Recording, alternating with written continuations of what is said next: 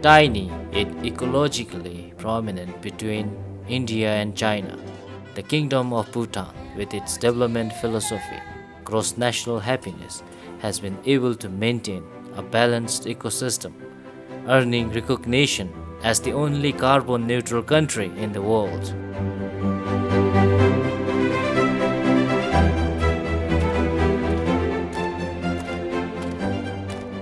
With her effervescent scenic beauty, engulfed by majestic lush green mountains, endangered species of flora and fauna, Bhutan is perhaps the last Shangri-La veiled within the mystic landscapes, untouched and breathtakingly divine, a true paradise on earth.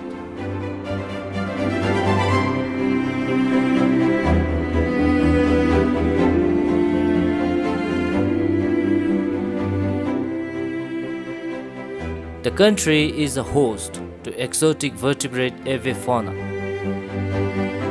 with 749 bird species recorded over the years. Bhutanese and the birds have mythical coexistence since prehistoric times. Birds are immortalized in folktales, songs, and poems as literary symbols and figures, also exhibited on the royal crown.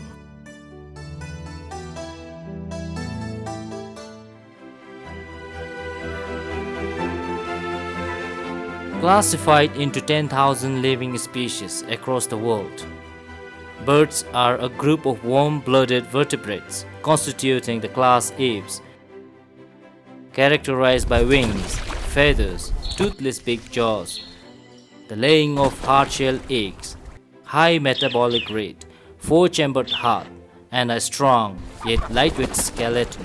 Their sizes range from 5 cm in bee hummingbird to 2.75 meter in ostrich.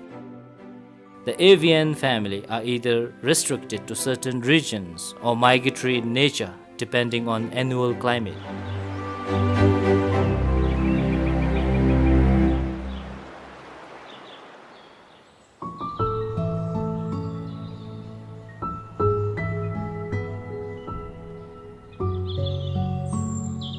As a student in St. Joseph's School, Darjeeling, we were taken on a trip to Jaldapara Game Sanctuary.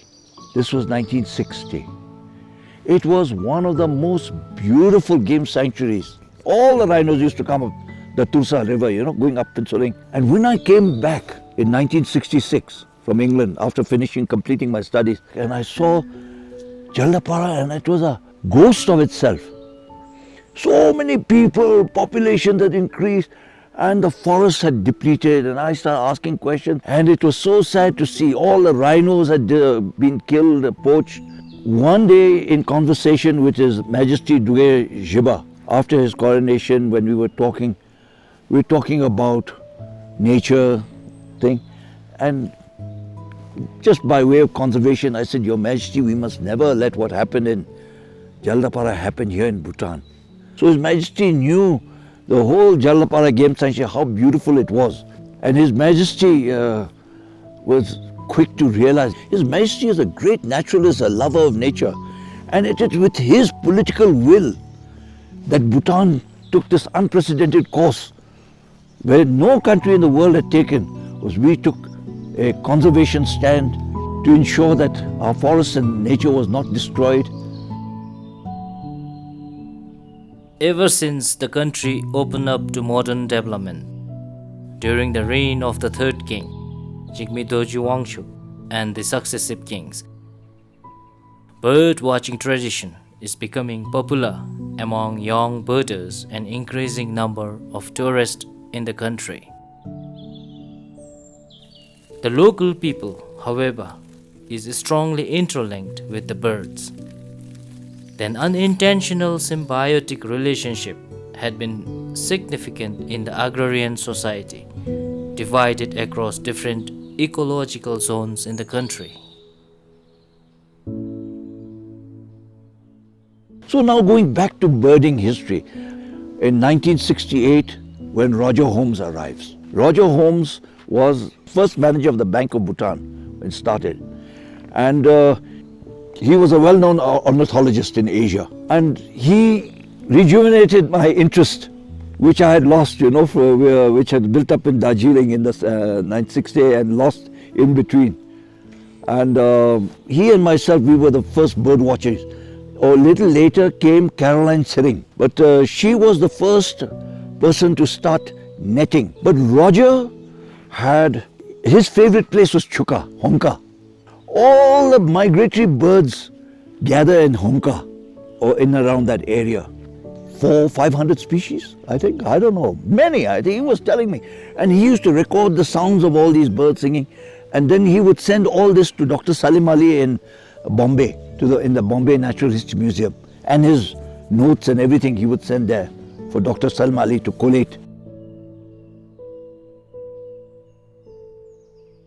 Informally started by passionate birders as a group, Birds of Bhutan, on social media in 2015. Upcoming birders are taking up bird watching as a profession with about 60 registered active birders across the country. Thereon, I would say that bird watching has really picked up in Bhutan. So all the friends who had been actually watching birds in isolated parts of our country, we were able to gather together, and what happened was we used to share the information, and it was through that group called Birds of Bhutan that many of our friends who were watching actually birds, we actually came together in the same platform. So we used to share a picture of birds, we used to share information, any knowledge related to birds of our country. The group, now known as Bhutan BirdLife Society, has also started to build a dataset with record the sightings from different parts of the country. The network has helped gear up conservation efforts while also inspiring bird watching among young people.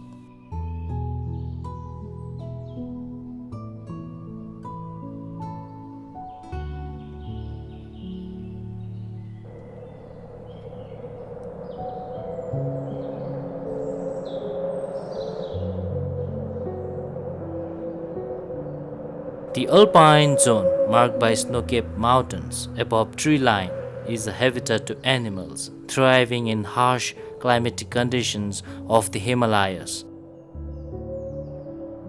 The avian family in this area is vulnerable to ground foraging prey. The high mountain passes that mark the segregation of adjoining valley is under alpine belt. My name is Pup Doji.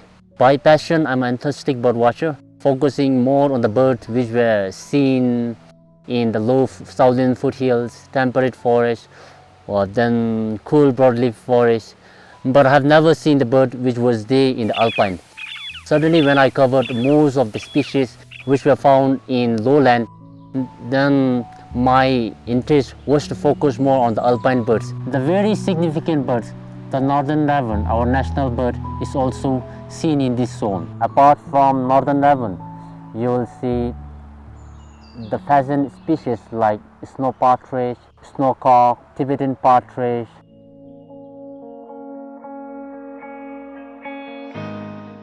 Depending on their habitats, cool broad-leaved and warm broad-leaved, the bird species are spread across different parts of the country. The habitat falls within regions surrounding Thimphu, Paro, Bumthang valleys, categorized as temperate belt based on climatic conditions, vegetation and altitude. The high mountain passes that mark the segregation of adjoining valley is under alpine belt based on its altitude and vegetation of oak, conifer and rhododendron. Passes like Chilila, Tochula, Pelela and Trumshingla houses some of the rare species, adding to its rich biodiversity.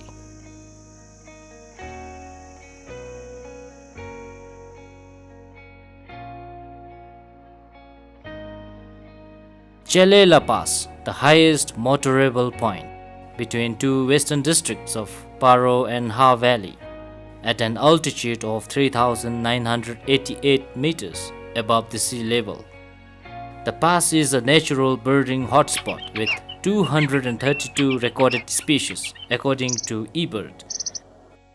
Birds like spotted nutcracker, Kalij pheasant, and Himalayan monal are found in the area, among others.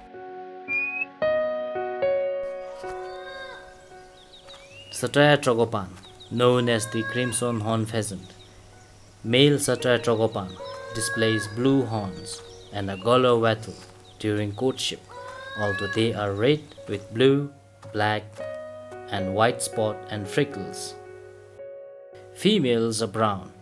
However, the population is moderately small in number due to hunting and habitat loss. It is near threatened in the International Union for Conservation of Nature.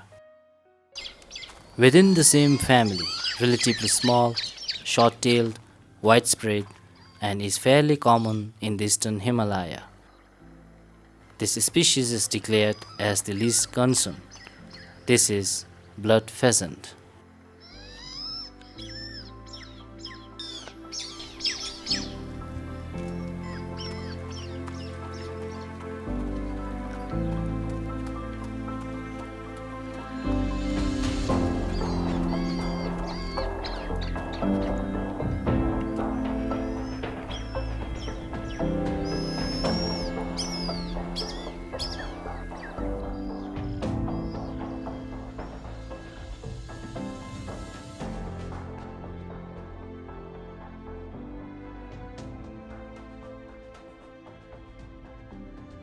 Zhenphen Yongdrup, a professional birder, had been photographing blood pheasant in different regions of the country for the last few years. Today, he is here at Trumshingla Pass, where you can sight hundreds of same kinds around early morning and late evening across the national highway.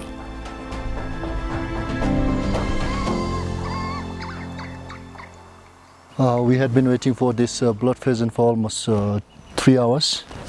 Right now it's around 8 a.m. in the morning. We are here at Timshingla. So we do have 2 subspecies of blood pheasant. One occur in the west, and right now we are in eastern Bhutan. And this blood pheasant occurs only in Timshingla and further towards Timshingla. So we are very lucky to see a couple of them, and some of my friends are still taking pictures, and I should join with them.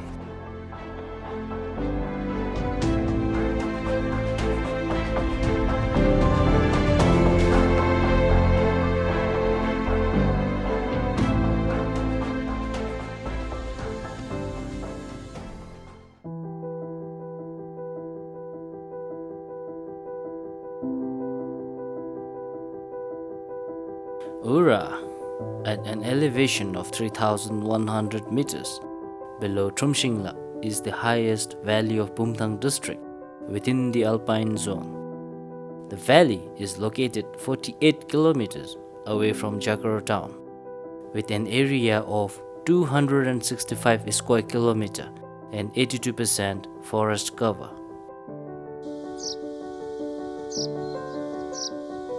Right now I'm here in Ura village, which is approximately 3,200 meters above sea level. Ura is home for many birds. Among them, most common birds which we see here in Ura are large-billed crow, red-billed chough, and Eurasian magpie. Eurasian magpie is considered as one of the most intelligent birds, and Eurasian magpie is the only bird who passed mirror test.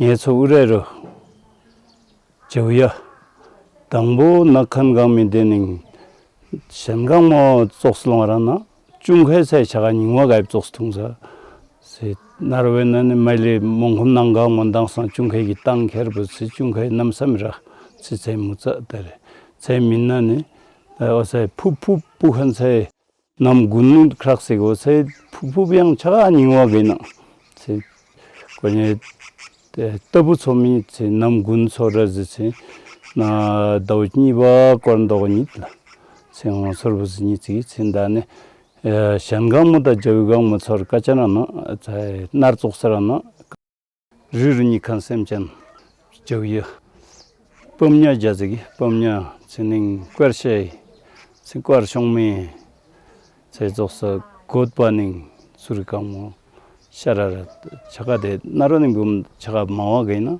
아더분네 나로에는 드로닝 사이기돈 탄 수칸 하치나 주굿 다드 나로 까도름부치 신룹소디닝 투루 신 사다란 레줌데 무브런지 셈찬 수칸 못부스 신차치 다요 리닝 카스기 셈찬강모 나로님 봄 남삼미 페즈게지 나부슈기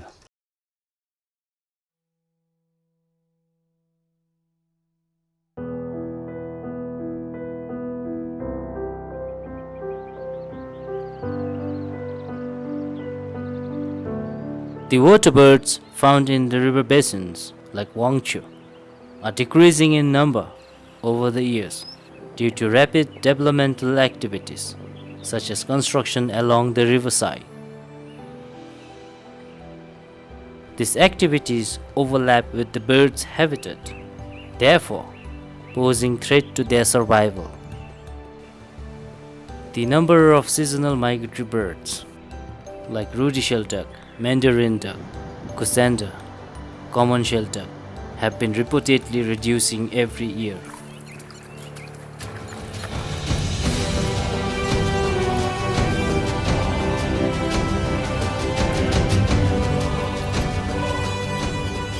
Within short period of time in Thimphu, we could see lots of changes like major construction, overpopulation, illegal dumping of waste into the rivers are the major threats to water birds. As a responsible citizen and a passionate birder, if we could take care of our own waste, we are contributing huge to the environment and birds living along the water basin. Moreover, it is difficult time for residential birds like solitary snipe, river lapwing, ibisbill, great cormorant, common kingfisher, brown dipper adapt to changed habitats.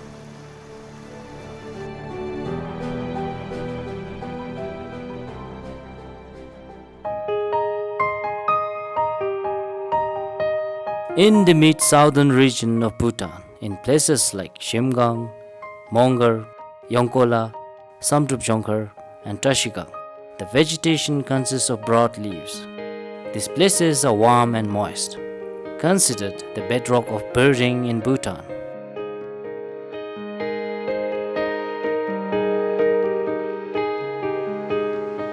Nesting of birds in the country starts late May and get prepared by early monsoon. All of the birds become busy building own nests for a month. Nesting can be of burrow, cavity, cup and platform type. Nesting is very important to prevent from predator. Young of this species tend to remain in the nest until they are strong flyers.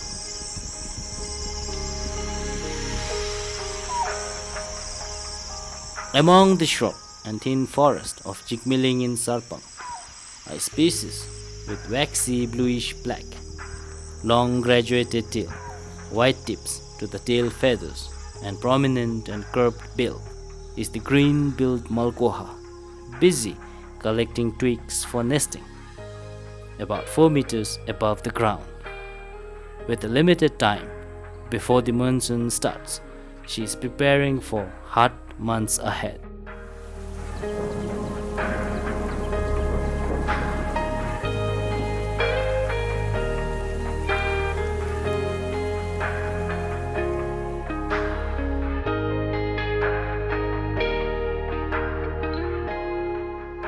Similarly, the red-rumped swallow is unique, a small passerine bird in the sequence of opening and closing of nest.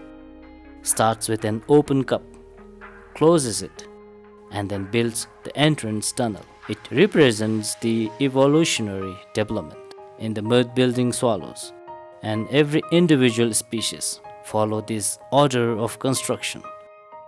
The development of closed nest reduces competition between males for copulation since mating occurs inside the nest. This reduction in competition permits the dense breeding colonies.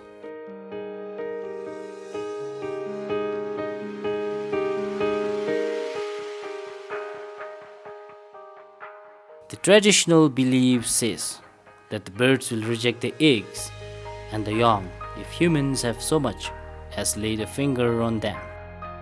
This prevalent belief, however, is for the birds, which denies the adult birds' innate drive to nurture the young and ignores the bird's basic biology. The female and male birds take turns to sit on the eggs to keep it warm. The warmth from the body makes sure that the chicks inside develop properly. This is called incubation. Bigger birds lay bigger eggs, which take longer to hatch.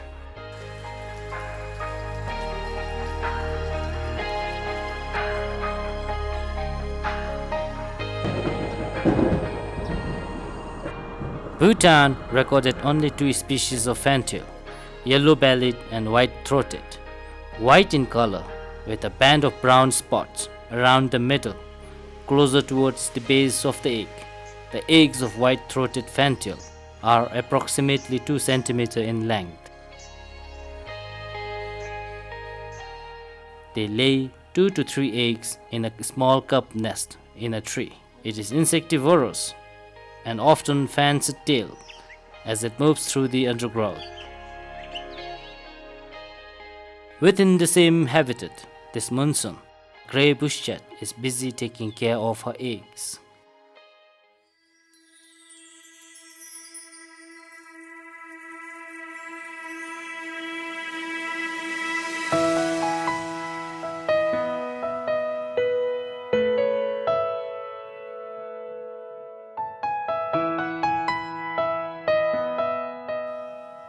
Birds eat food and then regurgitate for the nestlings.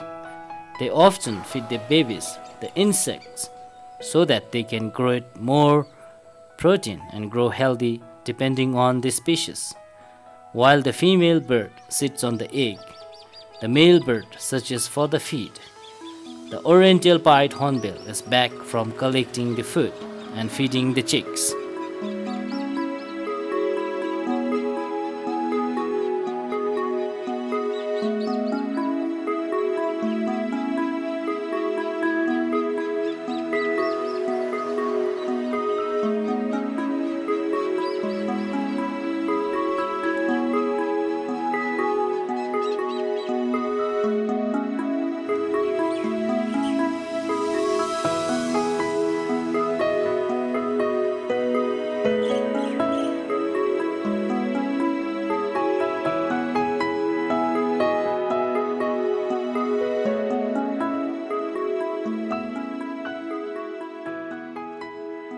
The parent bird sits on the egg for hatching for approximately 15 days. After the completed incubation period, the eggs hatch. The parents hardly sleep in the nest unless the outside temperature is low.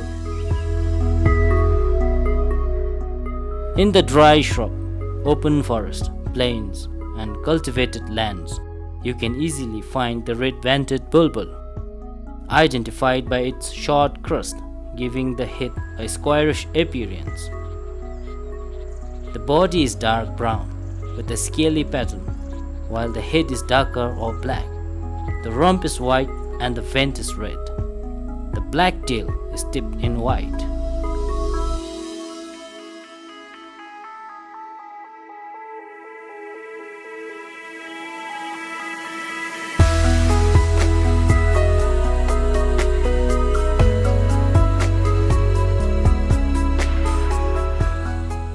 With the scorching sun, red-banded bulbul is finding some time to dip herself in cold water. She is soon going to start feeding the young again. Between 30 to 40 degrees Celsius, they bath and dust off. usually a leisure time. Rufous-necked laughing thrush and scaly-breasted munia shares the same pond.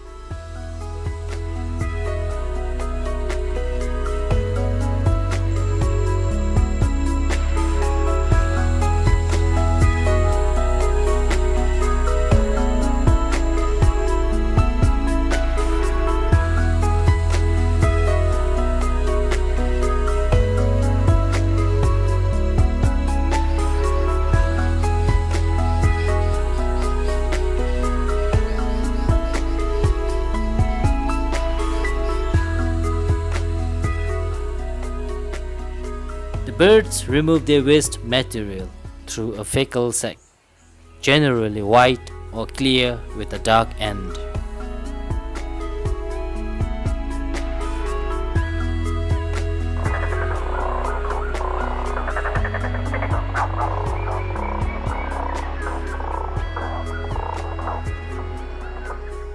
The blue-bearded bee-eater is busy searching for feed.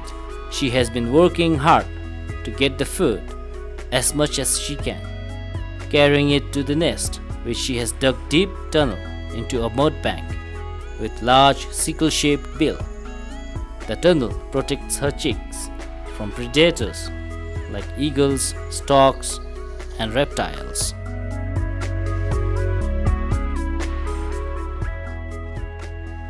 But not every parent becomes successful in raising their hatchlings. The sub-adult juvenile bee-eater is nervous and sad. She is injured. She cannot fly. She has a green plumage with a turquoise forehead, face and chin, with the elongated feathers of the throat that give it to a bearded appearance.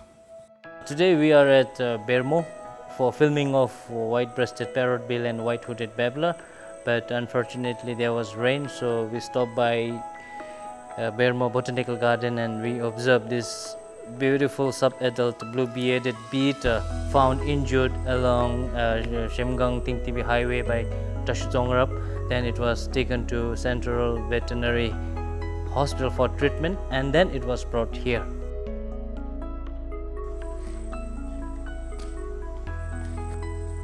As I am a veterinary personnel, I could see there is no serious injuries with this bird, except there's a little bit of deformities on tarsus.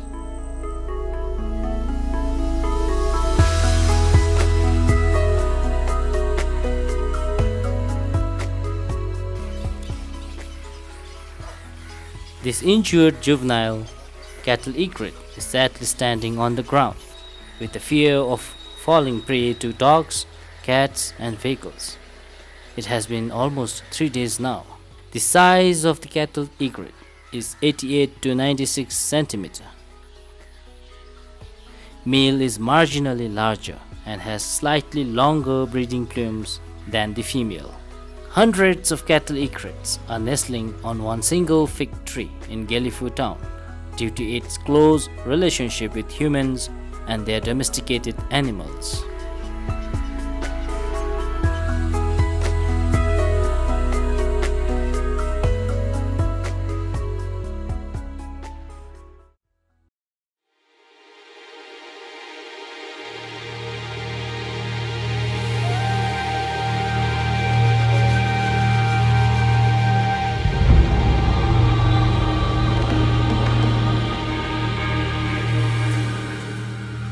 Yongkola is not only the top birding hotspots in Bhutan, but also in Asia. It truly is a birdwatcher's paradise.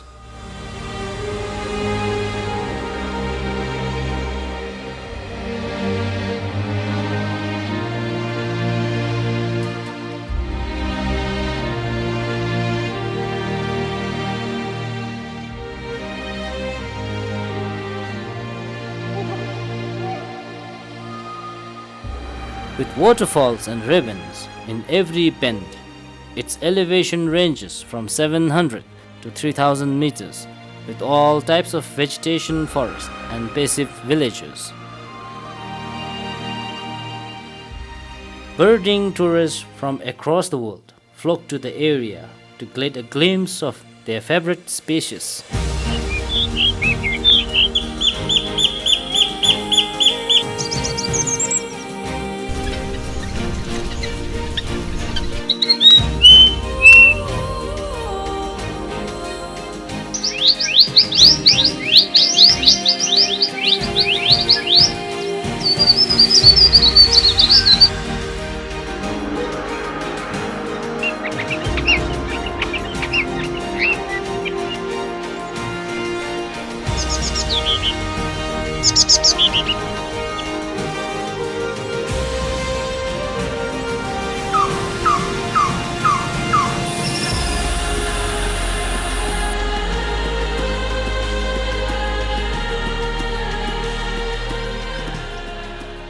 At the time when I started my travel company, I was the only Bhutanese tour operator that was leading birding tours on our own.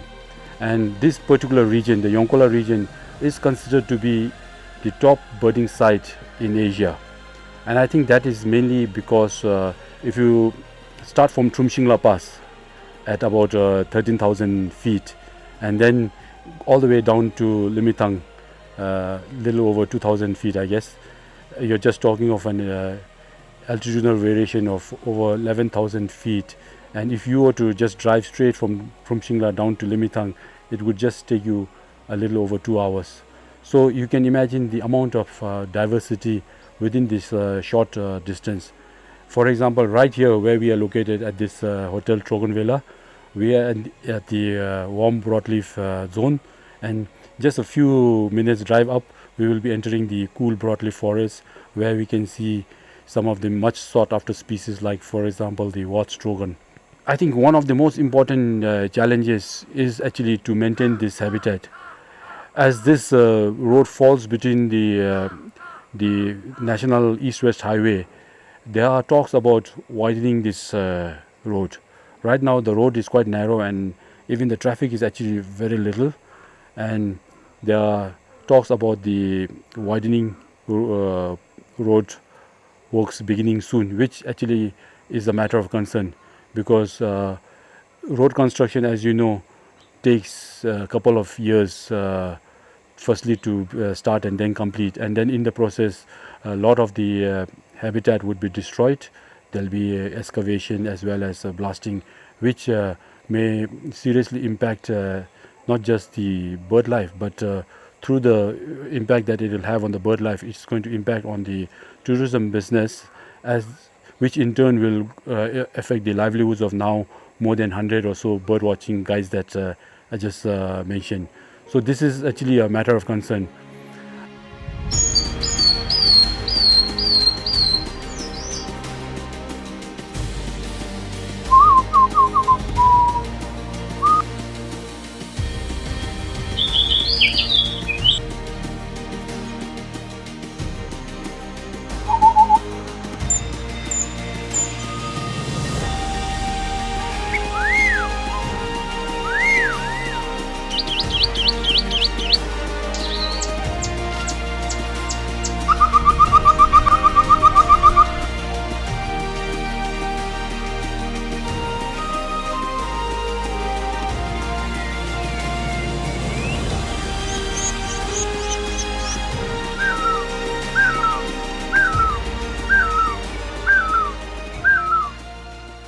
So hi, I'm Namgesering, a nature guide. So right now I'm based of the Jainala, so it's under Mongol district. Just now we are right above the 1,600 meter above the sea level. So we call it paradise of the birds. It's just opposite of the Yongkola. Warm broadleaf vegetation, so we can see all the three tizia. So slaty back belly tizia, the grey belly tizia, and the chestnut headed tizia.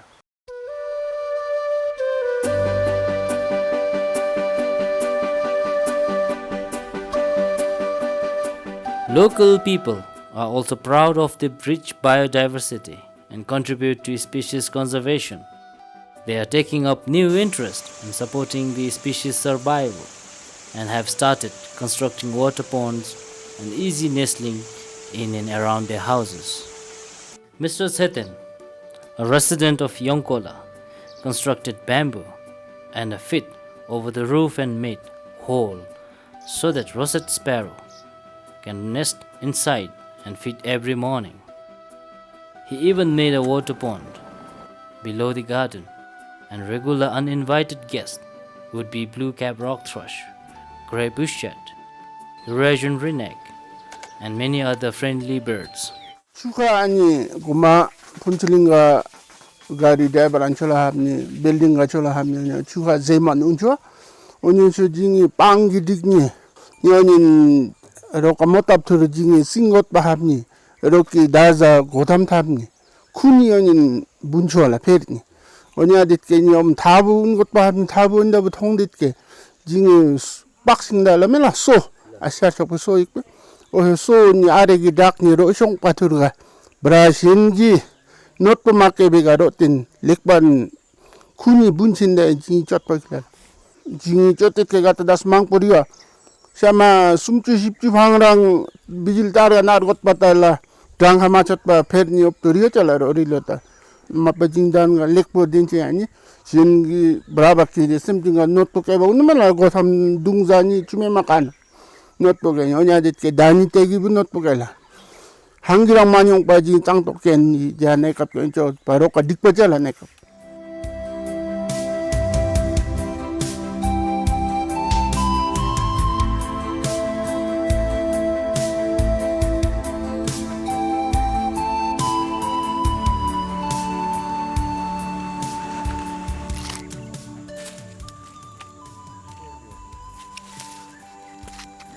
Asi tidang be diseos shigi asham jungsangi disinla.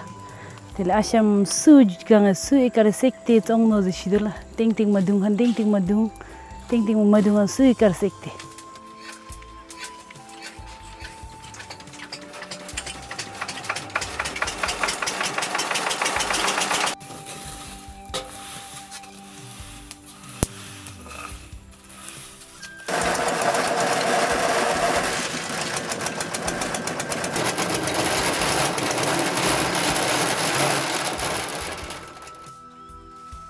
Chenchuma tekira ada khagi jegni zana omsu ridikila ada pok zana la. Ni brasem chengi buzana la.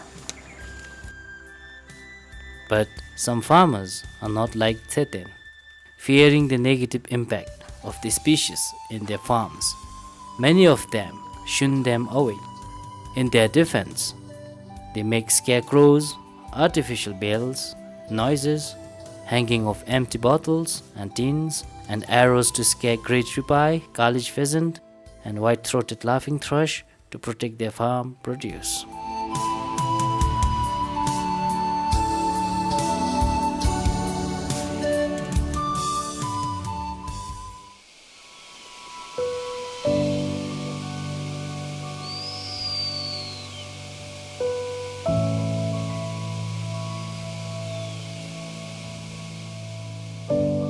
The owl are of any various birds of prey of the order Strigiformes that are primarily nocturnal and have forward-looking, binocular vision, limited eye movement, and good hearing, while owlet is a small in the owl family.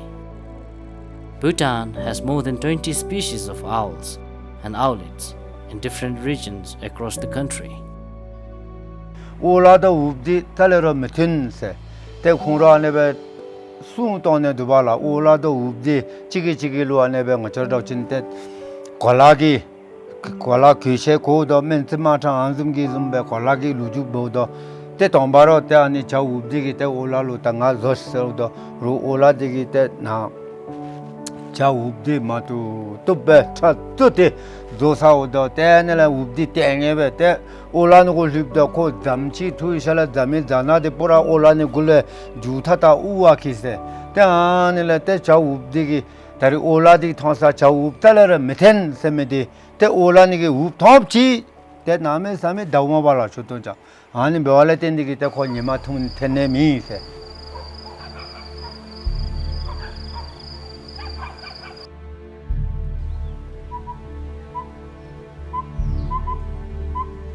Unlike any other owlets, the collared owlet, also known as the collared pygmy, the pale collar and the two black spots on each side of the nape imitate eye spots and make it seem like the owl is staring at you from behind. This is known as the occipital phase. It can be seen perching, hunting, and calling during most parts of the day, and sometimes During the night, it is often moved by other small birds when roosting.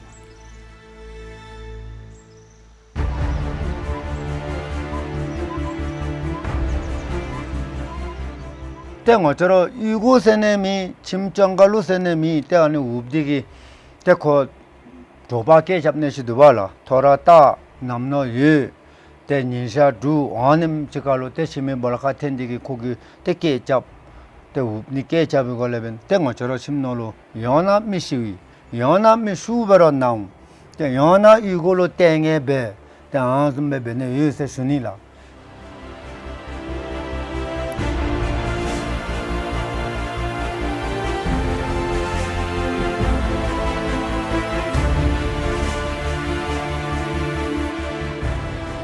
The downy fish owl has a large ear tuft, but they usually hang to the sides of the head and are distinctly messy and toothless looking.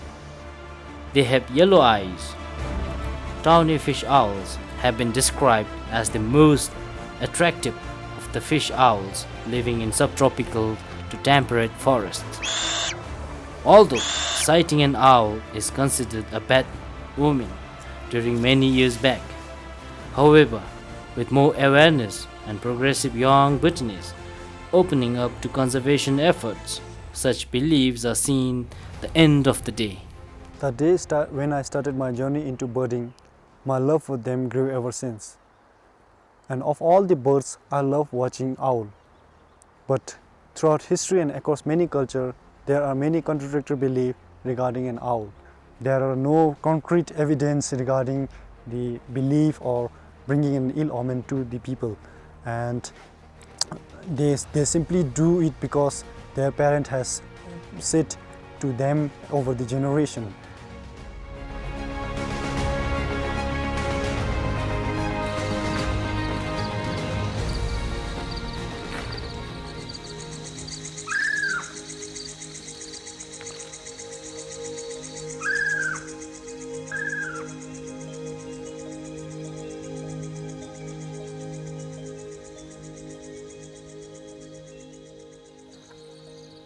Today we came to see or look for Hoxton's frogmouth, which is seen only in this place, although we do have a record in some other parts of Bhutan, but we could not trace them.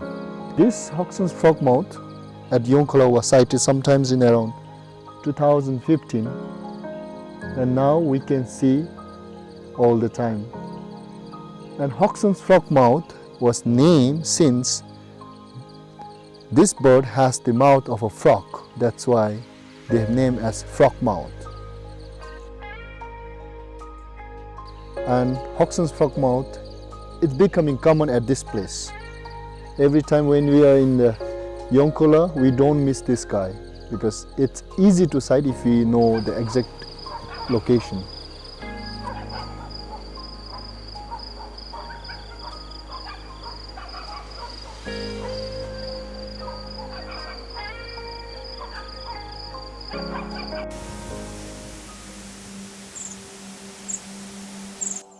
Bird species indicate a balanced ecosystem like any other building blocks in the healthy system of biosphere.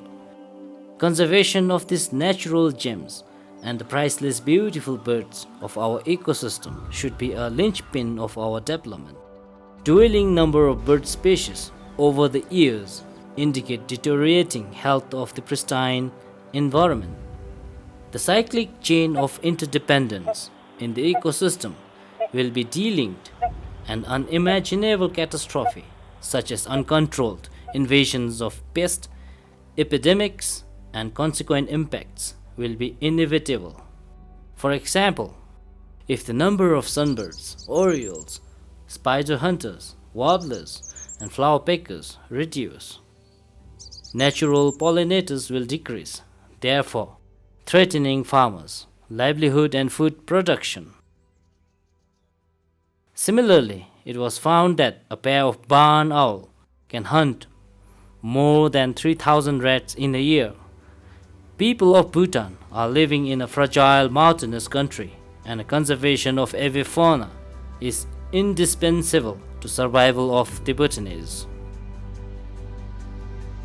Political will and willingness from public is increasing though. Education plays a pivotal role. Some of the schools started birding clubs even. And I started a club in my school. Mendragang Birdwatching Club was initially started by me in the year 2017. I started with 40 members in my club. The children were very interested, they were very passionate, who all actually wanted to know more about nature and explore what birds are. People are also reaching out to the social media platform to identify species, while the passionate young birders are keeping up with the post in the forum.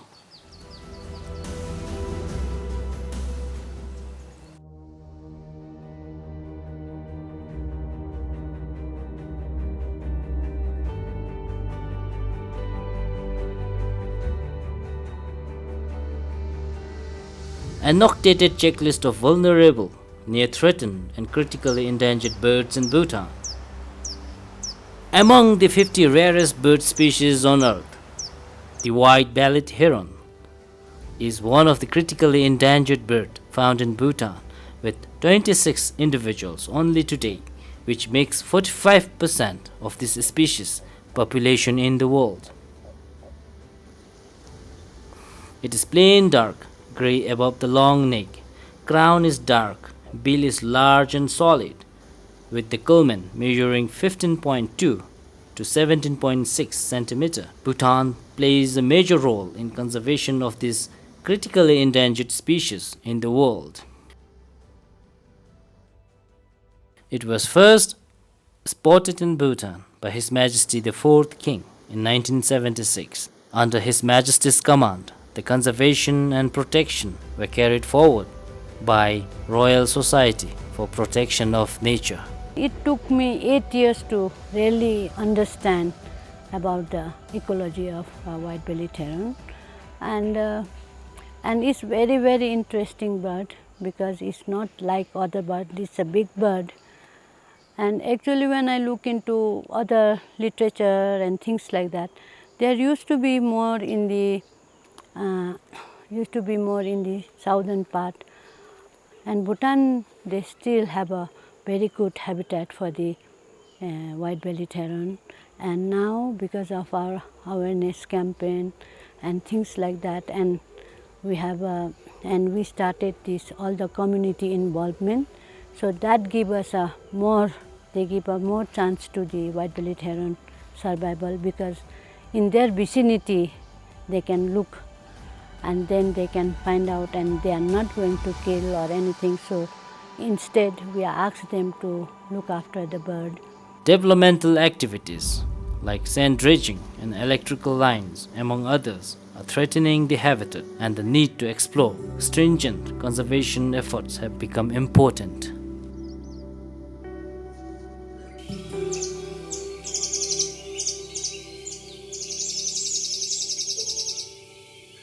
Beautiful nuthatch, a large nuthatch measuring 16.5 cm in length. The underparts are black and azure, and it is orange on the underparts. The crown and upper mantle are black, streaked with pale blue and white.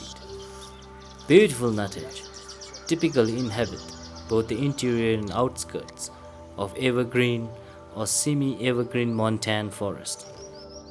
The species are always among other species, led by Sultan tit, the largest in the tit family. Tits have a noisy, sharp chirp. The beautiful nuthatch has always been rare and very localized throughout its distribution.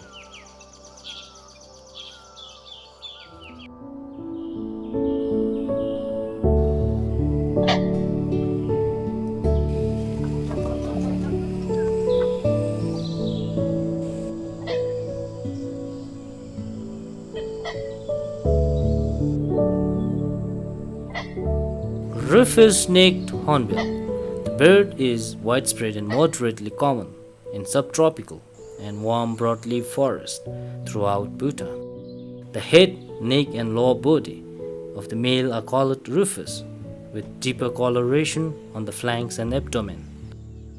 The middle, primaries and lower half of the tail are tipped white.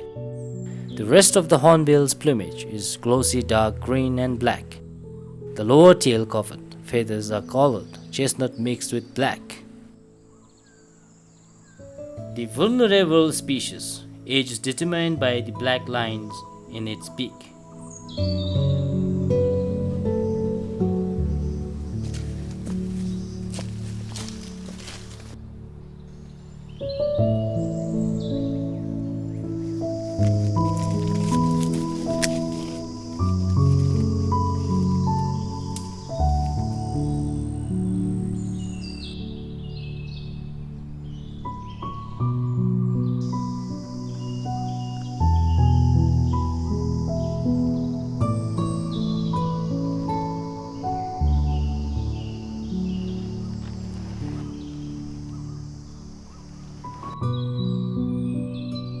They are so beautiful. Our team are lucky to witness this wonderful bird. Taking the videograph of rufous neck hornbill feeding on that fruits. They had been here for almost 20 minutes now, and this is their regular feeding place. The rufous neck hornbill, we can easily make it out their age through the marks on their beak. Every year they form one black line or marks on their beak. So this shows their age. So this is a fruit where the rufous neck hornbill was feeding on. So it's called wild avocado. It's very tasty.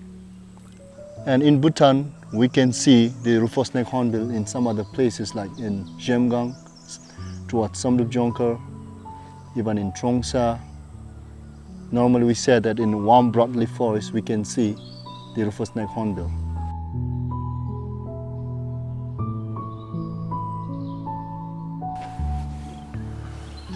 Black-necked cranes. Arrival in Bhutan has remained consistent over the years. In late October, the arrival of this species in Phobjikha saw an increasing trend, while arrival in Bumdiling has been declining due to agricultural activities. The bird has a strong cultural and spiritual connection with the Bhutanese. When 1976, when His Majesty said, let's go to Tashyangtse for the National Day, so off we went to Tashyangtse. A long story, but at the end of the National Day celebrations, His Majesty said, let's go to Bumdiling.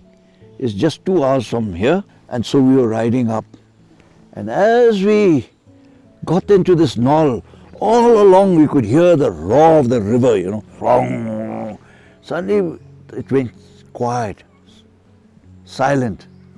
Then we went over this thing and came over the hill, the top of this little hillock. And then ahead in front of us was this most beautiful valley. Idyllic, you know, it was as though it was a painting. So beautiful and still live. What a painting. I hope I know it won't, it's not the same. If I go there, I think I'll cry. Natural painting ahead of us. Suddenly that silence was broken by a cry. And we looked up, and then I caught my binoculars and I said, Your Majesty, the elusive black-necked crane which Dr. Salim Ali never found. And there the whole sky was just covered with them. 200-300 of them, maybe more. That night when we camped and all, His Majesty went with the thing and netted 2 of these cranes, and we brought them back to our aviary here up in Deshinchiling. And I said, they're very rare, Your Majesty. So I took it that these birds were given to me by my king, so I had a duty to look after them. 1985, I had started wanting to start RSP and wanting to start, you know, something like the English had, you know. So I was copying the British basically and listening to Anne Wright. So I wanted to form a society to take. And it was a one-man society. It was virtually in those days because there was nobody really interested. But His Majesty finally let me start the RSP in 1985. And my aim was to do an art and essay competition to go to all the schools and make sure that school kids, instead of going home and working and drawing water and cooking and collecting firewood, started paying attention to the nature around them. So we had the art and essay competition. Black Neck Rain Festival is held every year in Gante Monastery on 11th November to perform choreographed crane dances in a symbolic gesture of welcoming them. The festival is attended by a large number of local people. Bhutan is one of the top biodiversity hotspots in the world. The country has rich diversity of flora and fauna and lies in the range of endemic bird areas of eastern Himalaya. The country has 23 important birding spots. Due to the limited study and exploration of biodiversity in Bhutan, there are still scopes of exploration in the field of ornithology. The means of study or maintaining journals related to birds will help and serve as an important resource for the future comparability studies and conservation efforts. And when you do fall in love and when you develop a passion, believe you me, it is not a temporary thing. It is something which will take you throughout your life. It is something which will make you famous. Keep watching birds. So it's like a meditation and the mindfulness. So protect the nature and save the birds. I stand for wildlife and environment. If you can't do anything to wildlife and environment, I request everyone not to harm them. Save wildlife and birds and environment today for future generation. Save birds. No playbacks, no cameras. Enjoy nature, respect nature, and feel free. Save birds. The myth is a human belief, save owl. Let's learn about birds and save birds for future. You should save the birds of our country, of the world. Save birds.